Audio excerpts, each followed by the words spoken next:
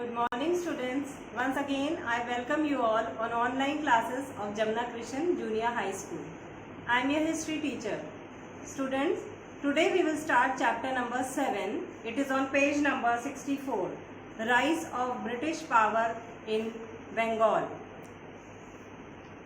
So, we will discuss this chapter, Rise of British power in Bengal. First point is the advent of the British in India. The British first came to India as trader in the 17th century. By the middle of the 19th century, the British succeeded in eliminating all their rivals and established an all-India empire. In their scramble for political power, the conquest of Bengal proved to be an important milestone for the British. It is set the stage for further conquest and the establishment of the British as the ruler of India. Now the second point is the English East India Company. In 1600 CE, a company popularly known as East India Company was established by a small group of British merchants. The Queen of England, Elizabeth I, granted the company exclusive right to trade with the East. The company made enormous profits by buying Eastern goods and then selling them at high price in European market. The Queen received a share of the company's profits. The East India Company set up its first factory in Surat in 1612 CE. It was a trading settlement consisting of a warehouse for goods, an office for keeping records, and residential quarters for the servants of the company.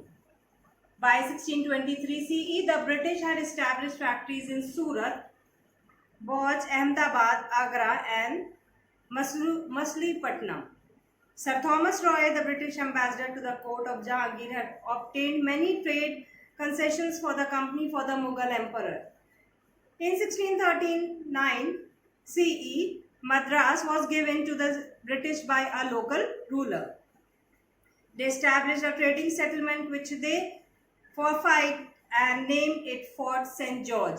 In 1688 CE, Charles II gave the company of at nominated rent of 10 points per year the island of Bombay when he had married a Portuguese princess. In course of time, Bombay became the chief settlement of the British on the western coast.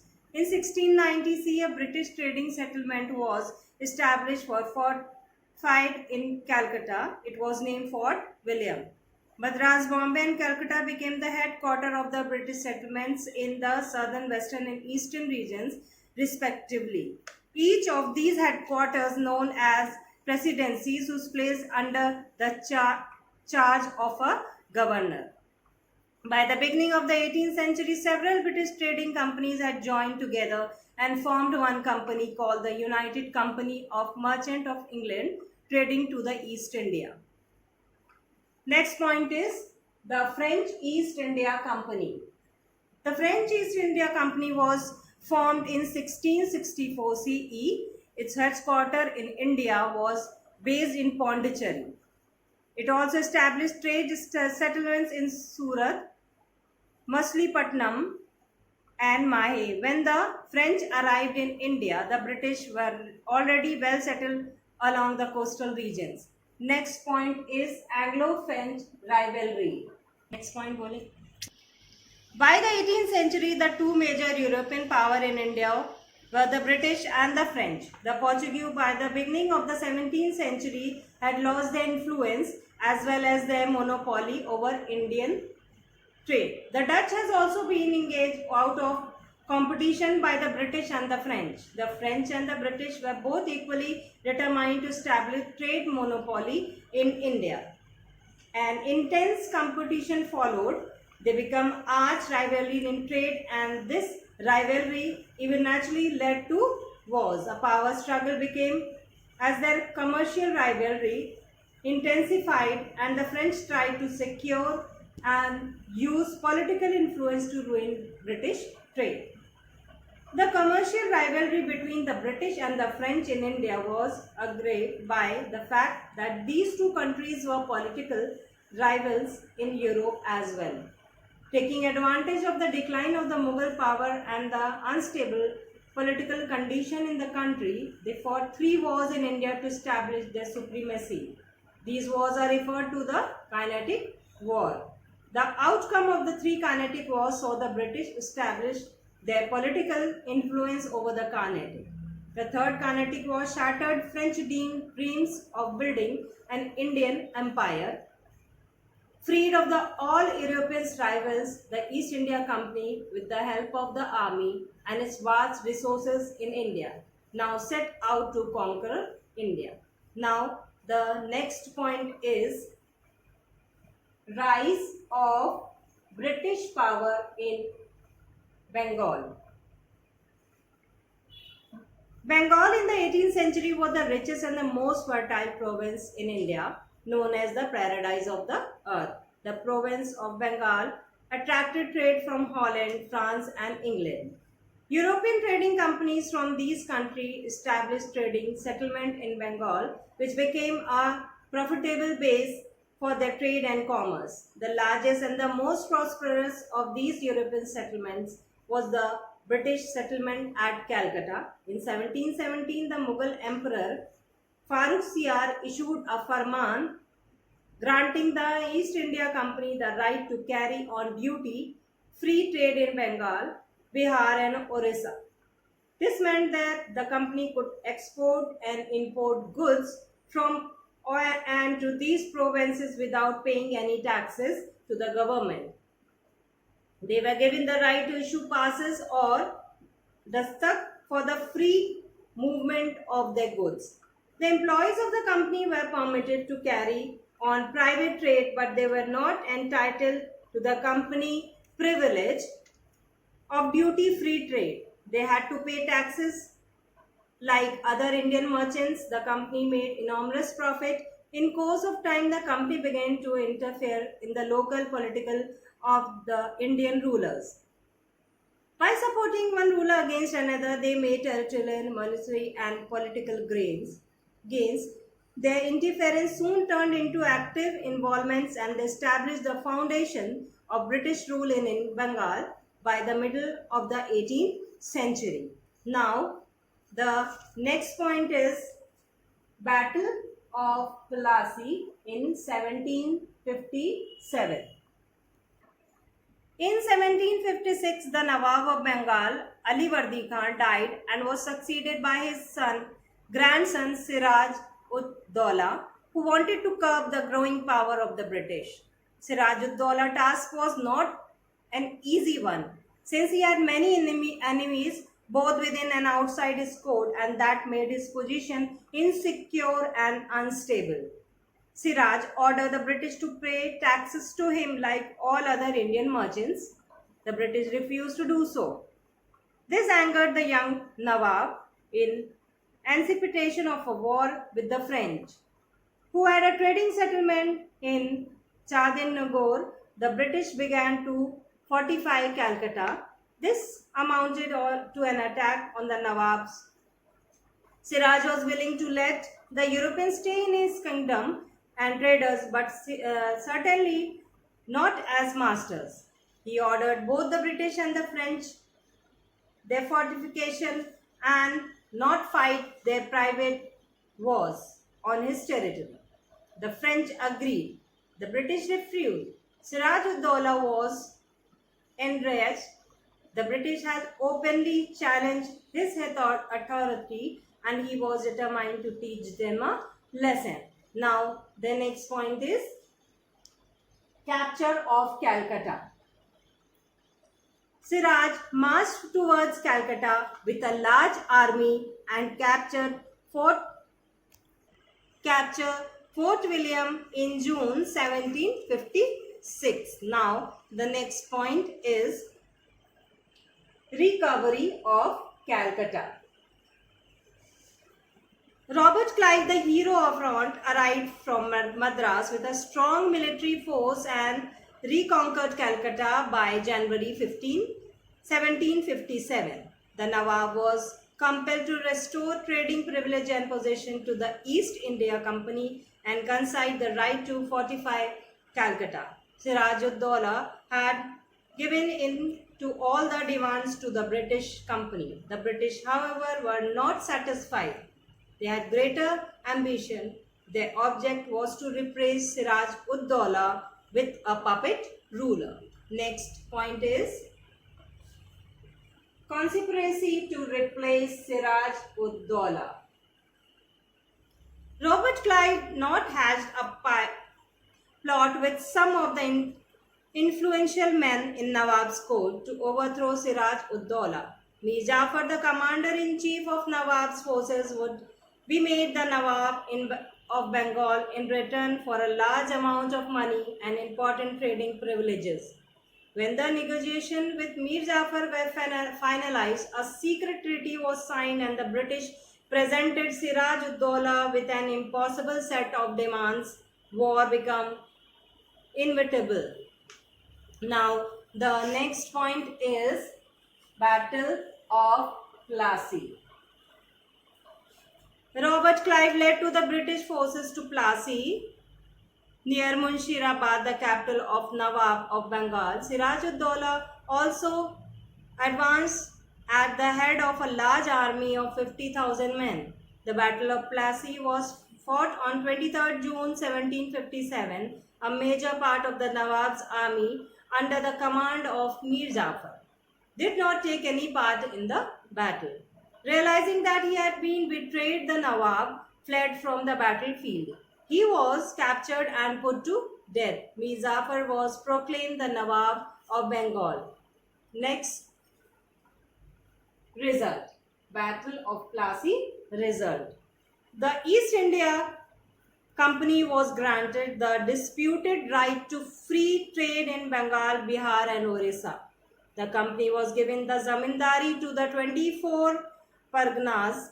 Mir Jafar paid the company and its official over 300 lakh rupees. Next, the importance of Battle of Plassey. The Battle of Plassey was a major turning point in the history of India. It paved the way for the establishment of British rule in Bengal and even naturally the rest of India. It transformed a trading company into a political power. The Nawab of Bengal was reduced to a puppet in the hands of the British, who became the vital rulers of Bengal. It placed at the disposal of the British vast resources of Bengal. These resources helped them to win the Third Kinetic War and finance military expansion in other parts of India. Mir Jafar was a weak ruler. He had responsibilities of ruling Bengal but virtually no power to do so. The British used their control over the Nawab to drain the wealth of Bengal. The company and its officials openly and shamelessly plundered Bengal. When Mir Jafar was unable to meet the demands of the British, they deposed him and made his son-in-law Mir Qasim the new Nawab of Bengal in 1760. Mir Qasim rewarded the company by granting in zamindari of the districts of Burdwan, Madnapur and Chittorgarh. A British trading company has successfully transformed itself into kingmakers.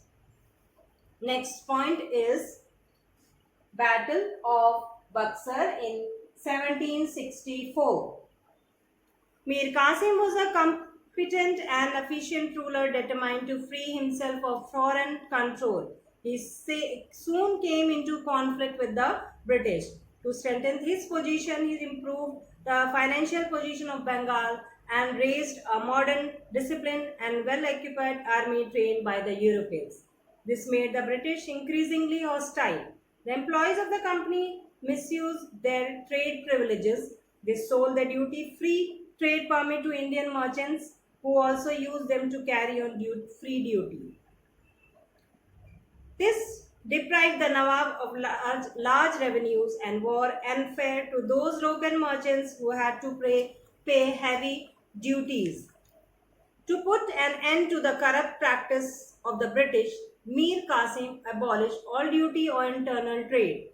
This made the British furious. They refused to accept an equal statute with the Indian merchants.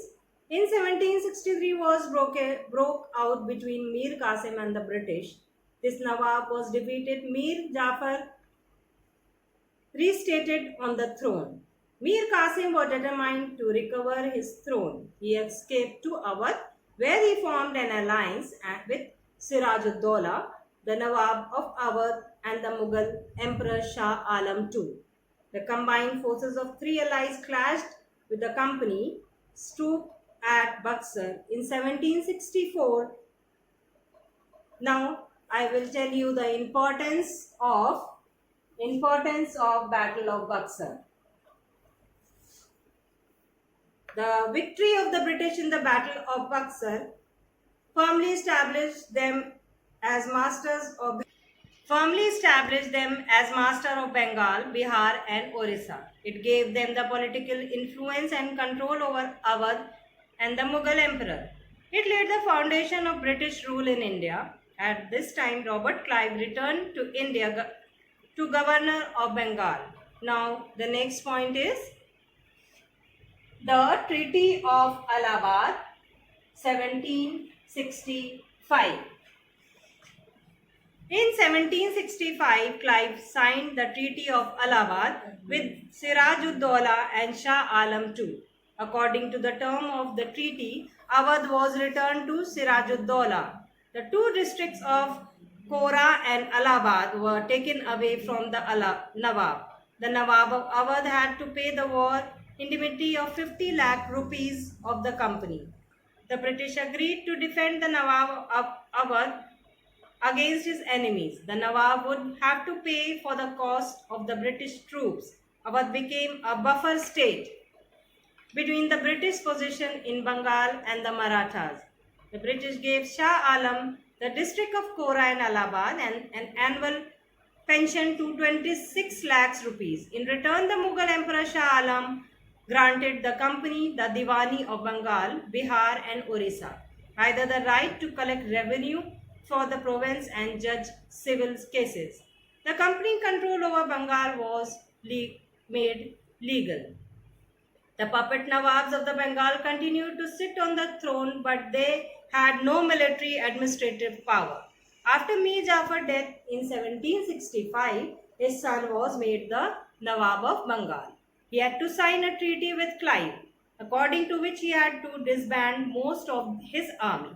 He also had to transfer the Nizamat powers to a deputy Nawab appointed by the British. The deputy Nawab could not be dismissed by the Nawab. The Nawab was given an allowance to 53 lakhs, which was subsequently reduced. The English East India Company became the real ruler of Bengal from 1765. Children, on page number 69, learn governors of Bengals and their dates also. Now the next point is dual government in Bengal 1765 to 1772. Clive introduced dual government in Bengal in 1765. Bengal now had two masters, the Nawab and the company. The Nawab was responsible for general administration, maintenance of law and order and justice. The company military had power and the right to collect and use to revenue of Bengal. This arrangement were known as dual government.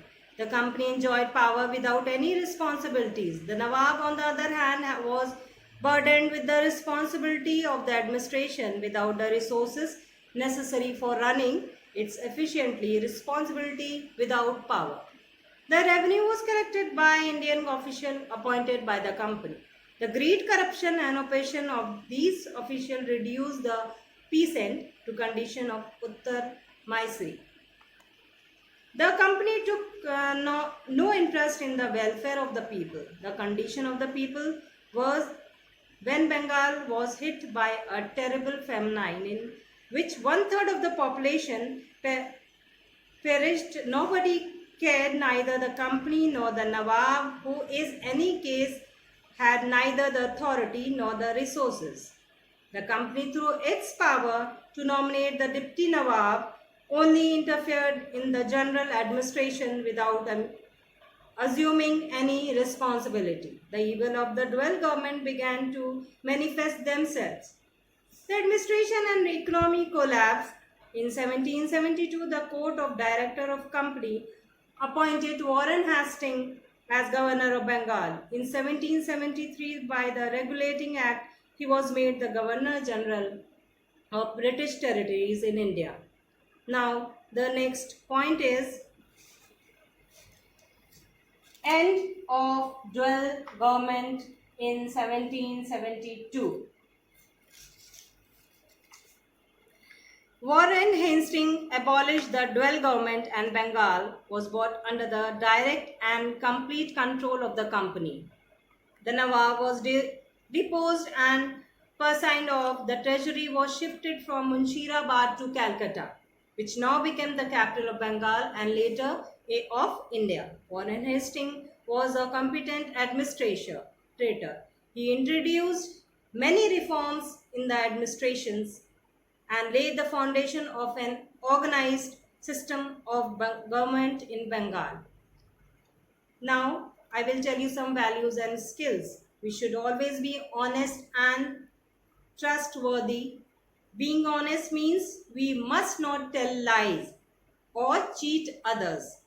Dishonest can lead to greed and corruption, which might hamper the progress of the society. Students, on page number 72, write down important words in your copy and match the column is also on page number 72. Write down in your copy. Thank you. We will meet soon. Have a nice day.